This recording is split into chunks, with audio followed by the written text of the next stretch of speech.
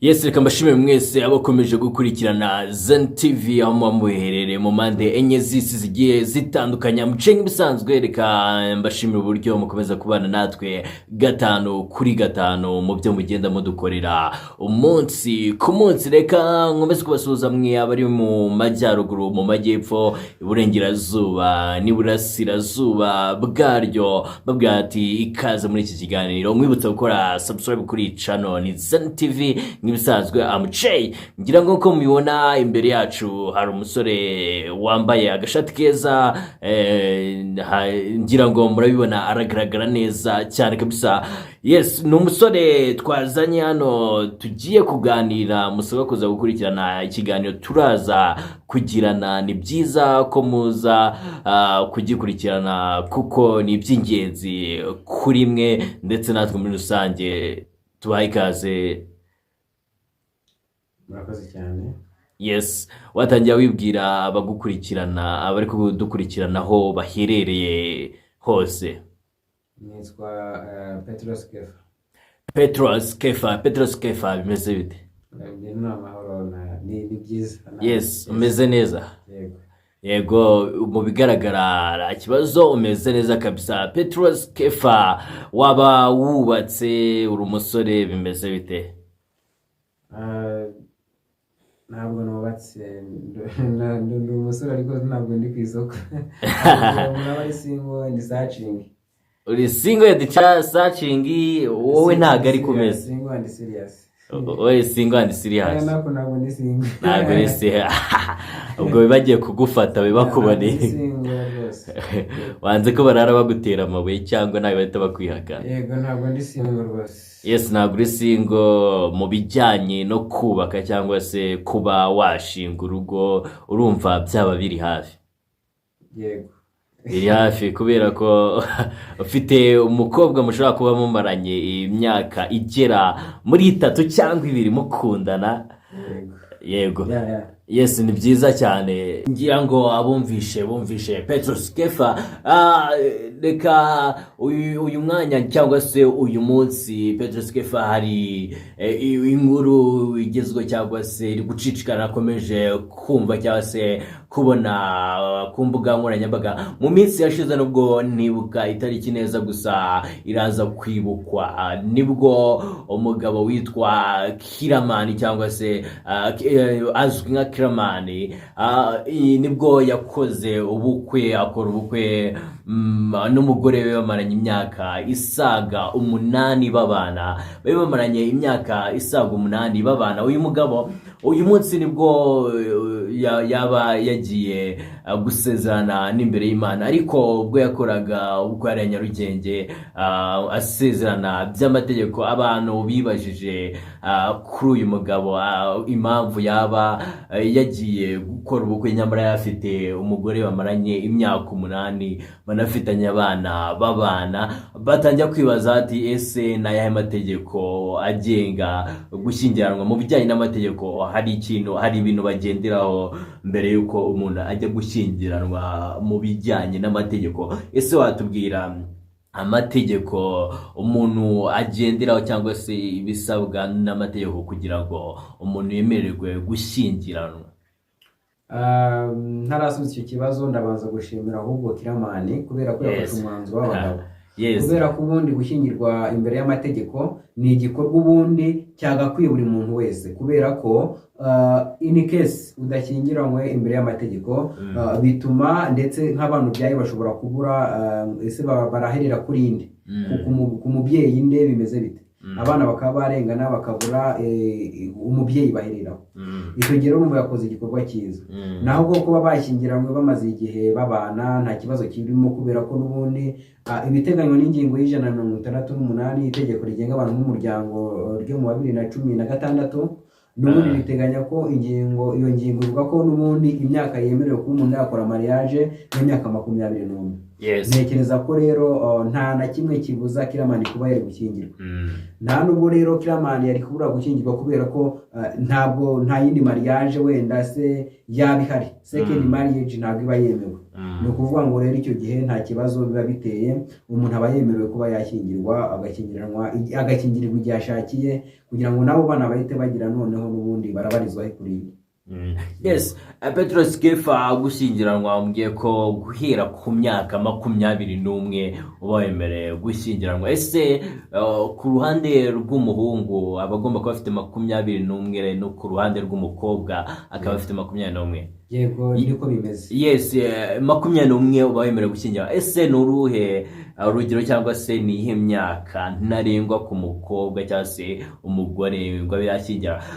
Wenda ashobora kuba yagira 40, 50, bakaba bavuga ngo ese hari urugero ruhari cyangwa se imyaka ihari ivuga ngo uyu muntu yemerewe gushyingira, cyangwa se umusaza w'imyaka 99 n'umukecuru w'imyaka 90 bashobora gushyingiranwa? Ese bimeze bite ku bijyanye n'aho umuntu ashobora guhagarikira leta ikaba itabashyingira?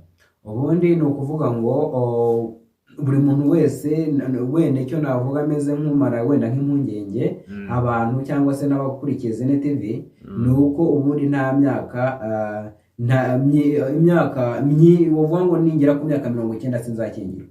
Igihe ushyingirwa yujuje imyaka 21 kuzamura yemerewe gushyingirwa, ntabwo tureba ngo se afite imyaka ingahe.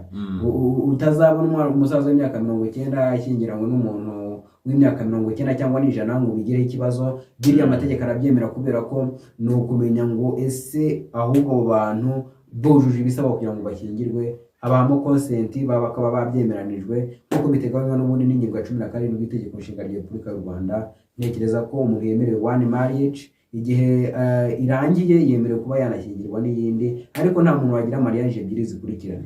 Yes. Ese ni ryari umuntu yemerewe indi mariage?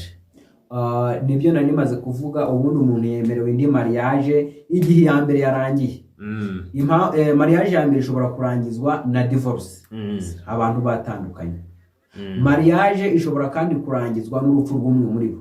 Icyo gihe umwe ashobora kugaragaza impamvu ituma mariage iba iseswa, agatangira indi, ariko ubwo ntabwo ibikitwe ya kabiri. Yego. Yes, Petros Kefa, ese umusaza wambwiye ko umusaza w'imyaka 90 yemerewe gukora ubukwe? Nibyo? Yes, nibyo, umusaza w'imyaka 90 yemerewe gukora ubukwe. Ese leta cyangwa se mu bijyanye n'amategeko imyaka 90 ashobora gushyira umusaza w'imyaka 90 birashoboka ko yashyingiranwa n'umukobwa w'imyaka 21? Cyane rwose. Yes, birashoboka mu buryo bukurikira. Ubundi uvuga ngo ikintu cya mbere gisabwa abantu bagiye gukorana mariage ni consent, cyangwa se consent, kubyemera bo bakaba babyumvikanye. Yego, ariko kandi hari igihe ushobora gutekereza utese abo bantu ni bantu ki. Ubundi ntabwo byemewe ko abantu bakorana mariage. Nuvuga ngo urugero, ntabwo nimba wenda ahantu umudamu wanjye apfuye, ntabwo mabukwe nshobora kugenda ngo dukorane mariage. Ibyo ni ibintu biba biraho bizwi. Nuvuga ngo kuva ku gisanira cya mbere kugera ku gisanira cya karindwi ntabwo abantu baba bemerewe gukorana mariage. Ubwo n'ibindi nk'uko bigenda biteganywa n'ubundi n'ingingo y'169 n'ubundi itegeko rigenga abantu n'imiryango rigenga abantu n'umuryango ryo mu 2016. Yes, ridusobanura neza impamvu zishobora gutuma abantu batinjira mu masezerano ya mariage. Yes, Petros Kefa, uyu munsi Kiramani ngira ngo kuba muzi n'umugore Shemsa ni abayisilamu. Hari ibyo tujya twumva, ese abisilamu ko mu mategeko yabo bemerewe gushaka umugore urenze umwe, bemerewe kurongora inshuro zigera, ishobora kugarukira mu nshuro zigera muri 5. Ese ku bijyanye n'uko igihugu cyacu ari ubwisanzure ku madini, mwebwe cyangwa se leta ntabwo ishobora kuba yafata kiramani mu gihe ashatse kurongora undi mugore wa kabiri, akaba atakirirwa aca muri izo nzira zose ngo divorce cyangwa se napfushije umugore, ahubwo akavuga ati ngenda cyamufite ariko twemerewe gushaka abagore barenze umwe. Ese birashoboka ko muri leta ugendeye ku idini umuntu asengeramo byemewe ko ashobora gushaka umugore wa kabiri? Ubundi ugendeye, kubera ko leta y'u Rwanda ifite gahunda yo kurinda abantu n'umuryango, ntabwo yemera mariage ya kabiri. Ni ukuvuga ngo byaba ari uko byaba binyuranyije n'amategeko. Ikindi kandi navuga ariko uretse nko mu Rwanda, nko mu bindi bihugu nka za Tanzania, aho bagira ibyo bita kadikoti zishobora gufasha guhanduringa ibyo bibazo nk'ibyo by'abantu bashaka kongera kugirana indi mariage zihariye z'abisilamu, bibayo no muri Kenya ndumva zibayo zihariye, ariko mu Rwanda ntabwo turagira urwo rwego rwo kuvuga ngo umuntu agire mariage irenze imwe n'umuntu yemerewe mariage imwe. Yego. Yes, umuntu yemerewe mariage imwe. Se ko twe tubyumva, mwebwe ntago mwaba mubizi ko abayisilamu akenshi usanga adafite umugore umwe? Ibyo bibaho, ariko ntekereza ko imbere y'amategeko ntabwo byemerewe ko wagira umugore urenze umwe. Ubundi mariage ni umugabo umwe n'umugore umwe. Yego. Yes, n'umugabo umwe n'umugore umwe. Petros Kefa, reka tubifurize gukomeza urugendo rwanyu mu bijyanye n'ibyo ngibyo, ndetse Imana igikomeza kubagurira impano, ndetse mu byo mukora byose mujye muhaha muronke. Abanyarwanda aho bari wagira ngo hari uburyo bari kugutekereza, ngira ngo mbabwire kwandika muri comment. Ngira ngo tunashimire uyu mugabo Kiramani twakomeje gukomozaho, tumubwira ati komereza ngaho kabisa Kiramani, kubw'intambwe wateye ukemera gushyingira n'umugore we maze imyaka igera mu 8 mubana, ndetse Imana izakomeze kububakira urugo.